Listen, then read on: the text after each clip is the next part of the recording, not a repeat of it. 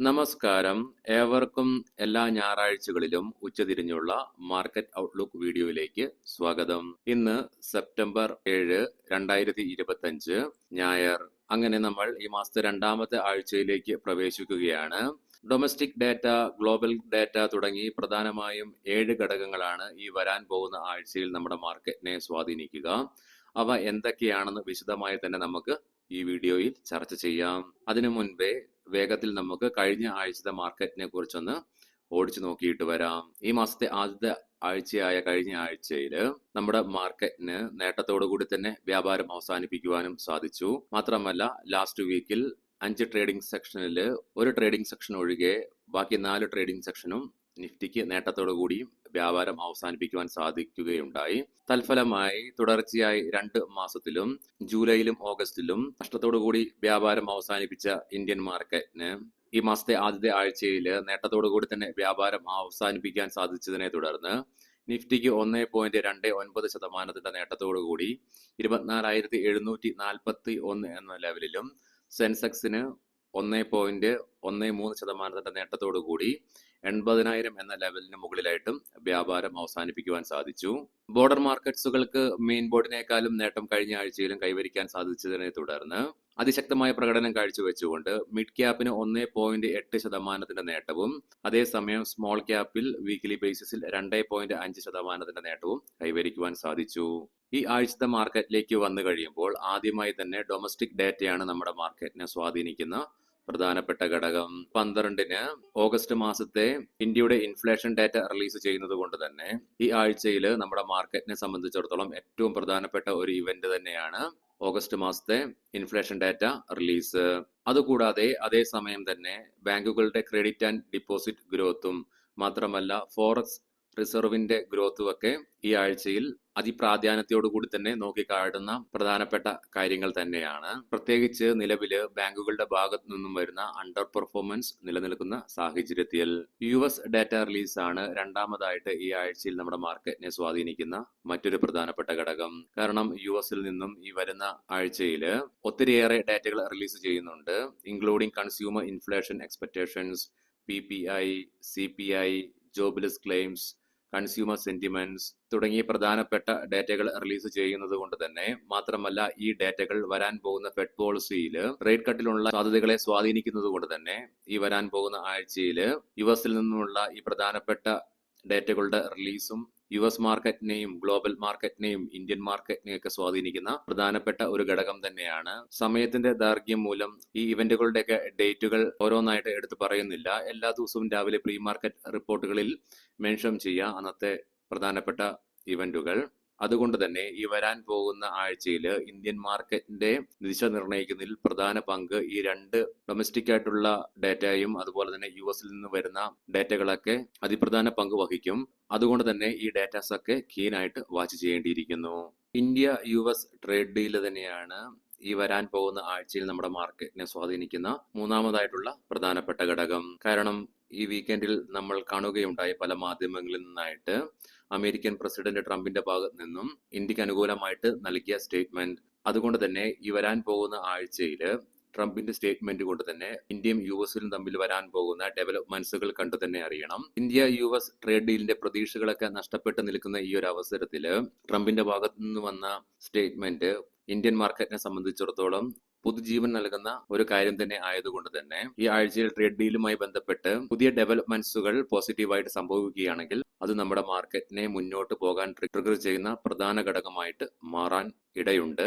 Trump താരിഫാണ് ഈ ആഴ്ചയിൽ global മാർക്കറ്റിനെയും Indian മാർക്കറ്റിനെയും സ്വാധീനിക്കുന്ന നാലാമത്തെ പ്രധാനപ്പെട്ട ഘടകം. കാരണം ട്രേഡിംഗ് പാർട്ട്നേഴ്സുമായിട്ട് industrial exports including nickel, gold മാത്രമല്ല മറ്റുള്ള മെറ്റൽസ്, ഫാർമസ്യൂട്ടിക്കൽ കോമ്പൗണ്ട്സ്, കെമിക്കൽസ് തുടങ്ങിയ മേഖലകളുമായി ബന്ധപ്പെട്ട് ട്രേഡിംഗ് പാർട്ട്നേഴ്സുമായി താരിഫിന്റെ ഇളവുകൾ നൽകുന്നതുമായി ബന്ധപ്പെട്ട എക്സിക്യൂട്ടീവ് ഓർഡറിൽ US പ്രസിഡന്റ് ട്രംപ് സൈൻ ചെയ്യുകയുണ്ടായി. അതുകൊണ്ട് തന്നെ US പ്രസിഡന്റ് എക്സിക്യൂട്ടീവ് ഓർഡറിൽ സൈൻ ചെയ്തതിന്റെ ഫലമായിട്ട് തിങ്കളാഴ്ച ഗ്ലോബൽ മാർക്കറ്റിലും ഇന്ത്യൻ മാർക്കറ്റിലും ഉണ്ടാകാൻ പോകുന്ന ആക്ഷൻസ് നമ്മൾ കണ്ടു തന്നെ അറിയേണ്ടിയിരിക്കുന്നു. ക്രൂഡ് ഓയിലിന്റെ വിലയാണ് ഈ ആഴ്ചയിൽ അഞ്ചാമതായി നമ്മുടെ മാർക്കറ്റിനെ സ്വാധീനിക്കുന്ന മറ്റൊരു പ്രധാനപ്പെട്ട ഘടകം. കഴിഞ്ഞ ആഴ്ചയിൽ ആദ്യത്തെ ട്രേഡിംഗ് സെക്ഷനുകളിൽ ക്രൂഡ് ഓയിലിന്റെ വിലയിൽ ഉയർച്ച രേഖപ്പെടുത്തിയെങ്കിൽ കൂടിയിട്ടും തുടർന്ന് ജിയോ പൊളിറ്റിക്കൽ ടെൻഷൻസിന്റെ ഒക്കെ അയവ് വന്നതോടുകൂടി ക്രൂഡ് ഓയിലിന്റെ വിലയിൽ ഇടിവ് നേരിടുകയുണ്ടായി. അത് ഗ്ലോബൽ മാർക്കറ്റുകളെയും ഇന്ത്യൻ മാർക്കറ്റിനെയൊക്കെ നേട്ടത്തിലേക്ക്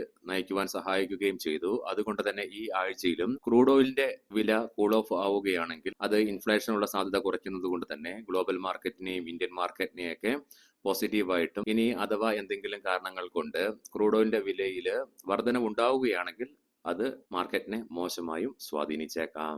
വിദേശ ധനകാര്യ സ്ഥാപനങ്ങളുടെ ആക്ഷൻസ് ആയിരിക്കും അടുത്ത ആഴ്ചയിൽ ആറാമതായി നമ്മുടെ മാർക്കറ്റിനെ സ്വാധീനിക്കുന്ന മറ്റൊരു പ്രധാനപ്പെട്ട ഘടകം. കഴിഞ്ഞ ആഴ്ചയിൽ ക്യാഷ് മാർക്കറ്റിൽ തുടർച്ചയായി 5 ട്രേഡിംഗ് സെക്ഷനിലും വിദേശ ധനകാര്യ സ്ഥാപനങ്ങൾ സെല്ലിംഗ് തുടരുന്ന കാഴ്ചയാണ് ദൃശ്യമായത്.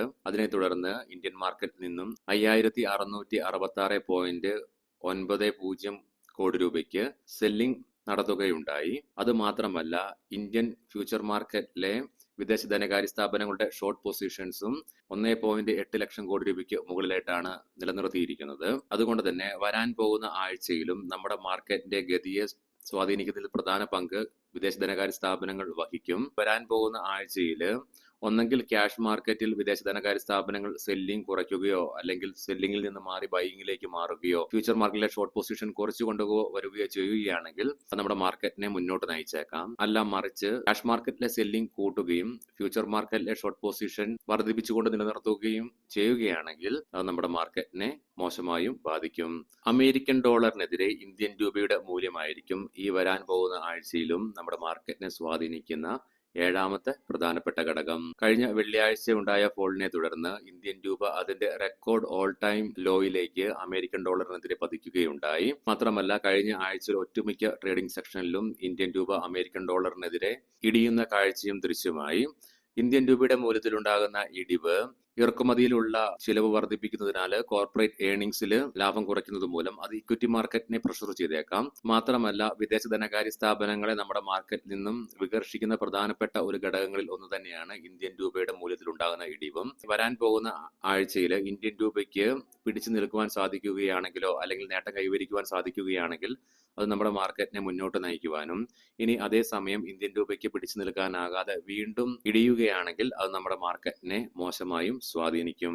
ഇന്നത്തെ പ്രധാനപ്പെട്ട സ്റ്റോക്കിംഗ് ന്യൂസുകൾ പരിശോധിക്കാം. മുൻകൂട്ടി ഓർമ്മിപ്പിച്ചുകൊള്ളട്ടെ, ഇതൊരു ബൈ ഓർ സെൽ റെക്കമെൻഡേഷൻ അല്ല. Spice jet Q1 ഏർണിംഗ്സുകൾ പ്രസിദ്ധീകരിക്കുകയുണ്ടായി. കഴിഞ്ഞ വർഷം ഇതേ ക്വാർട്ടറിൽ 158.3 കോടി രൂപ പ്രോഫിറ്റിൽ നിന്നും ഈ Q1 233.85 കോടി രൂപയുടെ ലോസ് ആണ് രേഖപ്പെടുത്തുകയുണ്ടായത്. അതേസമയം റവന്യൂ ഫ്രം ഓപ്പറേഷൻസിലും 34% ഇടിവ് നേരിടുകയുണ്ടായി. ഇൻഡസ് ടവേഴ്സ് പ്രൊമോട്ടേഴ്സ് ആയ ഭാരതി എയർടെൽ കഴിഞ്ഞ തുടർച്ചയായ 5 ട്രേഡിംഗ് സെക്ഷനിൽ 69 ലക്ഷം ഷെയറുകൾ സ്റ്റോക്കിൽ ബൈ ചെയ്തു എന്നുള്ള വാർത്തകൾ. BHEL ഫ്യൂവൽ സെൽ ബേസ്ഡ് ട്രെയിൻസിനു വേണ്ടിയിട്ടുള്ള ഡെവലപ്മെന്റ്സിന്റെ ഭാഗമായിട്ട് സിംഗപ്പൂർ ബേസ്ഡ് ആയ ഹൊറിസോൺ ടെക്കുമായിട്ട് പാർട്ട്ണർഷിപ്പിൽ ഏർപ്പെട്ടു എന്നുള്ള വാർത്തകൾ.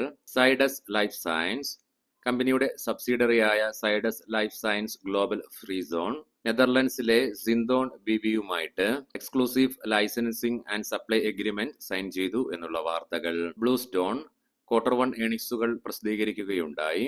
റവന്യൂവില് 59.2 കോടി രൂപ നഷ്ടത്തിൽ നിന്നും 34.7 കോടി രൂപയായി നഷ്ടം ചുരുക്കുകയുണ്ടായി. അതേസമയം റവന്യൂവില് 41% ഉയർച്ച രേഖപ്പെടുത്തിക്കൊണ്ട് 492.7 കോടി രൂപ റിപ്പോർട്ട് ചെയ്യുകയുണ്ടായി. സ്വിഗ്ഗി സെപ്റ്റംബർ 19 തുടങ്ങി സെപ്റ്റംബർ 28 വരെ India movement festive sales Swiggy Instamart launch ചെയ്തു എന്നുള്ള വാർത്തകൾ.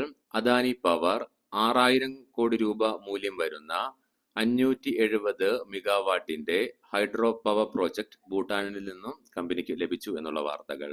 ഏവർക്കും നല്ല ഒരു സായാഹ്നം ആശംസിക്കുന്നു. നാളെ രാവിലെ പ്രീ മാർക്കറ്റ് റിപ്പോർട്ടുമായിട്ട് കണ്ടുമുട്ടാം.